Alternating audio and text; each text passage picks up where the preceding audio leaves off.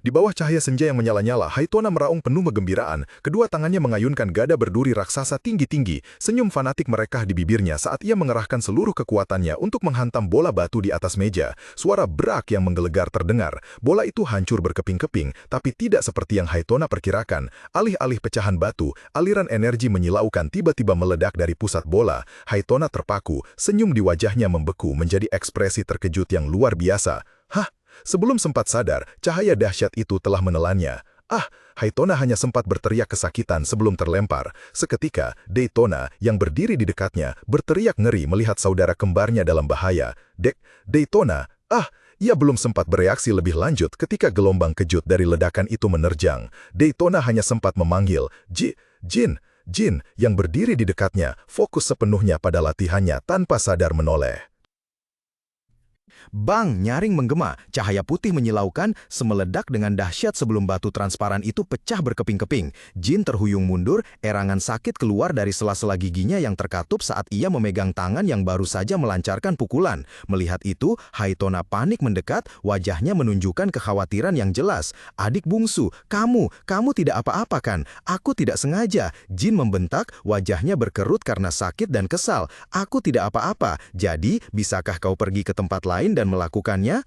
Iya kak, aku minta maaf, jawab Haitona pelan lalu mundur dengan lesu. Dari sudut lain di tempat latihan, Jin diam-diam mengamati, tenggelam dalam pikirannya sendiri. Sudah sekitar sebulan sejak aku mulai berlatih dengan batu-batu transparan ini, dan kakak-kakakku juga sudah mulai meledakannya. Aku pikir akan memakan waktu lebih lama dari itu. Tiba-tiba, perasaan aneh menjalar di tubuh Jin membuatnya sedikit menggigil. Tapi, perasaan apa yang baru saja kurasakan? Sebuah suara panik memanggil namanya, Jin. Seketika, gambaran panah tajam yang melesat lurus ke arahnya muncul dengan sangat jelas. Itu digambarkan terlalu jelas, seperti lintasan panah yang sedang terbang. Sekarang, jika partikel besi itu muncul, Jin berpikir dalam hati dengan keyakinan penuh. Jika itu menyerangku lagi, aku pasti bisa menghindarinya. Sebuah perasaan akrab tiba-tiba terlintas di benaknya, membuat mata birunya berkilat dengan pemikiran. Mungkinkah perasaan ini ada hubungannya dengan latihan bersama Kak Luna? Bayangan kakak perempuannya dengan rambut panjang terurai, berdiri di tengah aula besar, sekilas muncul di ingatannya. Bertekad tidak membiarkan perasaan berharga ini menghilang, Jin menggenggam erat pedangnya, matanya tajam. Kalau begitu, sebelum aku melupakan perasaan ini, sekali lagi, begitu ia mengambil posisi, bersiap untuk giliran latihan berikutnya, sebuah suara berwibawa dan tegas tiba-tiba terdengar, memecah konsentrasinya. Zetrun Kandel berbicara dengan jelas, fokus, kau telah diberikan sebuah misi. Haitona bergumam dengan ekspresi ngeri. Sebuah acara, lagi-lagi di Kekaisaran Bemen. Haitona memegangi kepalanya sambil merintih. Aku sudah merasa mual dan kelelahan. Aku benci pakaian pesta, terlalu menyesakan. Berdiri di dekatnya, Zetrun Kandel dengan dingin membalik buku di tangannya. Suaranya tanpa emosi sedikit pun. Turut berduka cita cucu-cucutu. Berkat kalian, saudara-saudara lain tidak perlu menari di pesta kekaisaran. Mendengar itu, Jin menghela napas pelan karena bosan. Seketika, aura pembunuh yang dingin menyelimuti ruangan. Dia menggeram. Tapi, meski di sebuah acara, kau berani menghela napas saat menjalankan tugas. Tunjukkan sikap itu lagi, dan aku akan memastikan kau lebih baik mati daripada merasakannya. Menghadapi kemarahan yang tiba-tiba, Dayona dan Haitona pucat pasi ketakutan, buru-buru tergagap. Maaf, Paman.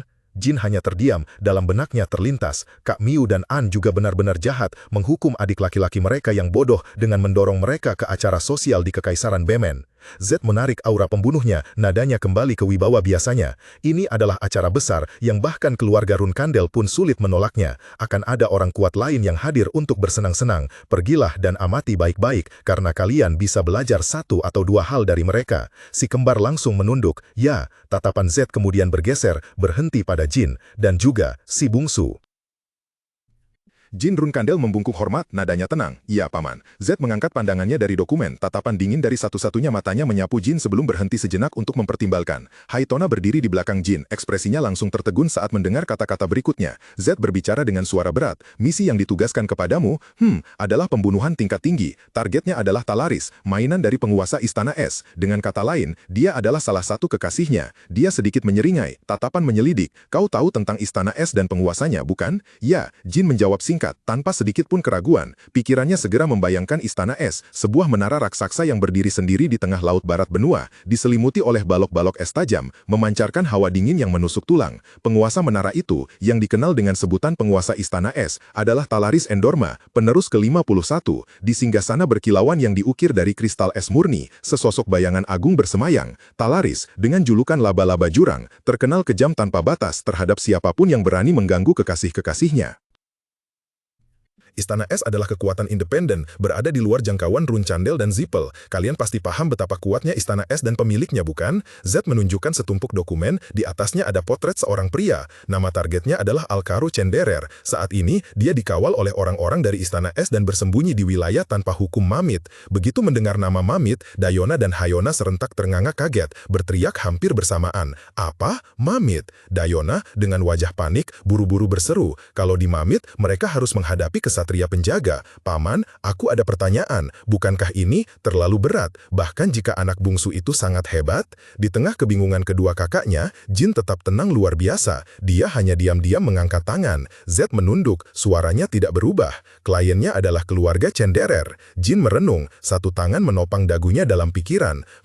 Apakah keluarga Cenderer meminta untuk membunuh putra mereka sendiri? Senyuman tipis muncul di wajah tegas Z saat dia melipat tangan di dada. Dia mengaku, betul, sepertinya mereka sudah melakukan segalanya untuk membawanya kembali, tapi semuanya gagal. Mereka pasti memutuskan lebih baik dia mati daripada rahasia keluarga terbongkar. Bagaimana menurutmu tentang misi ini? Bisakah kamu melakukannya? Jin Runcandel berdiri tegak dengan tatapan mata mantap tanpa sedikit pun keraguan. Aku akan melakukannya. Persetujuan tanpa ragu ini membuat Z tertegun sejenak. Ia menyipitkan satu matanya yang tajam, berpikir bahwa anak itu pasti tahu betul tentang penguasa Istana Es dan bahayanya wilayah Mamit, tetapi ia tetap menerimanya. Awalnya, ia sudah berniat jika Jin mengeluh tentang ketidakmasukanan misi tersebut, ia akan mengatakan beberapa patah kata kepada tim pengawal. Tetapi sekarang, senyum tipis tersungging di wajah tegas Z. Hah, bagus sekali. Aku suka keterus teranganmu, katanya, dengan nada bercampur kepuasan. Melipat tangan di dada, ia memerintahkan, 2 hari lagi, kalian bertiga akan berangkat. Mendengar itu, Haytona yang berdiri di belakang Jin tak kuasa berteriak kaget. Paman, Jin benar-benar akan pergi ke Mamit. Z dengan dingin menanggapi kekhawatiran keponakannya. Dia sendiri yang mengajukan diri, jadi aku tidak punya alasan untuk mencegahnya. Sampai misi selesai, sesi latihan sore akan dibatalkan. Pastikan latihan pribadi kalian tidak mengganggu misi. Daytona dan Haytona, meskipun hati mereka penuh dengan keheranan dan kekhawatiran, hanya bisa menunduk patuh dengan enggan. Ya, paman. Daytona tiba-tiba berseru, "Hei, Jin, bungsu!" Masih memeriksa sesuatu, Jin hanya melirik bahunya acuh tak acuh menjawab singkat, "Apa?" Haytona ragu-ragu lalu seolah mengumpulkan keberanian, ia berkata lantang, "Jika perlu, katakan saja kau adalah anggota keluarga Runcandel." Daytona dengan senyum lebar bersemangat menimpali, "Betul, dengan begitu tidak akan ada yang berani mencari masalah denganmu." Jin melirik kedua kakaknya, sebersit kejutan melintas di matanya. "Sungguh mengejutkan, kalian berdua juga tahu bagaimana mengkhawatirkanku." Ucapan Jin seolah menusuk hati. Haytona segera tersentak, gagap menyangkal. Siapa yang peduli padamu? Benar, kami mengatakan itu agar kau tidak mati cepat, karena yang akan mengalahkanmu haruslah kami." Jin tidak repot-repot menoleh, punggungnya yang kokoh menjauh saat suaranya yang tenang terdengar. "Kakak-kakak, sampai aku kembali, buatlah keputusan yang pasti." Tiba-tiba, Jin berhenti. Ia mengangkat sebuah bola logam. Daytona dan Haytona terpaku, firasat buruk. Haytona berteriak panik, "Ah, itu akan meledak sekarang." Suara swish bergema. Aliran energi biru berkilat lalu menghilang. Si kembar terdiam kaku, mata mereka terbelalak keheranan.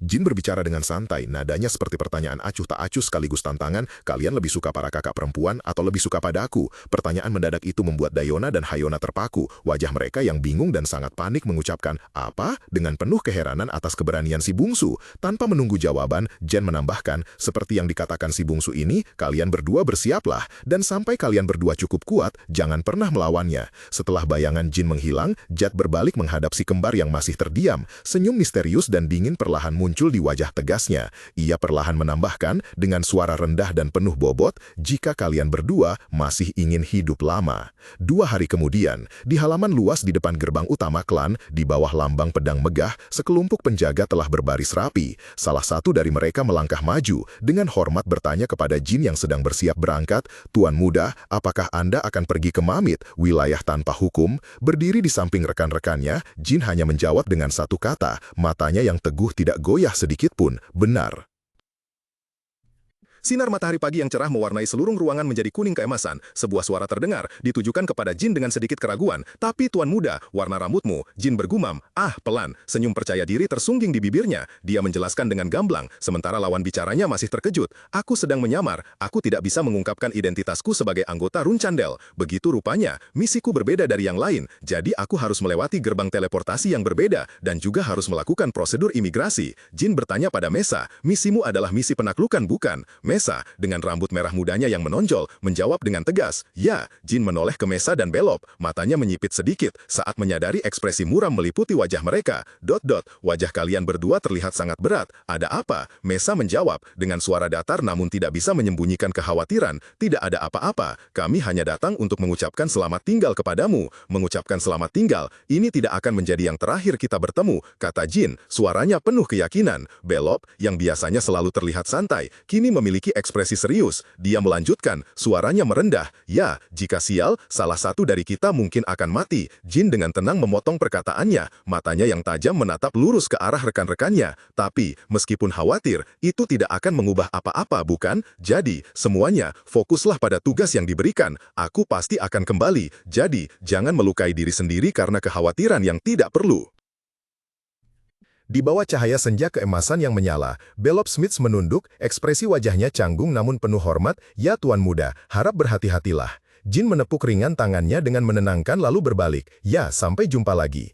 Ia memandang Gili sambil tersenyum dan berkata kepada Murakan yang berwujud kucing hitam, aku punya beberapa orang yang cukup manis bukan? Benar, jadi jagalah mereka baik-baik. Kucing hitam itu mengangkat kepalanya tinggi-tinggi, tampak sangat puas diri di bawah cahaya bulan yang memesona. Jangan khawatir, tubuh ini adalah naga hitam agung. Adapun kau, jangan sampai tertangkap atau bertindak terlalu colok. Mendengar nasihat itu, kucing Murakan mendengus kesal. Sialan, bocah menyebalkan ini. Kau yang harus berhati-hati agar tidak tertangkap. Jangan mengandalkan penyamaranmu lalu ceroboh. Tersinggung, Murakan menegakkan bulunya, mendesis, aku pergi, lalu berbalik dengan kesal dan pergi, sementara Jin melambaikan tangan dengan santai untuk mengucapkan selamat tinggal. Jin menatap Gili lalu berkata, Tuan Murakan juga tidak ada di sini, pasti akan tenang untuk sementara waktu.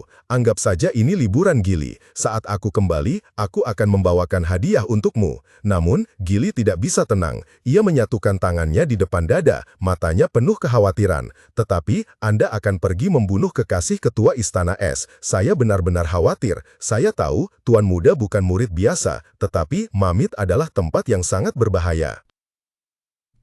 Delivery lembut Gili yang dipenuhi kekhawatiran terdengar. Jadi Tuan Muda, tolong jaga diri baik-baik ya. Dari punggung kuda, Jin Run Candel menjawab singkat namun tegas. Suaranya mantap seperti janji yang tak tergoyahkan. Aku akan. Selesai berkata begitu, dia menoleh ke belakang. Rambut hitamnya sedikit berkibar tertiup angin. Di bawah senja yang indah, sepasang mata birunya memancarkan ketegasan dan senyum penuh percaya diri terukir di bibirnya. Baiklah, aku pergi sekarang.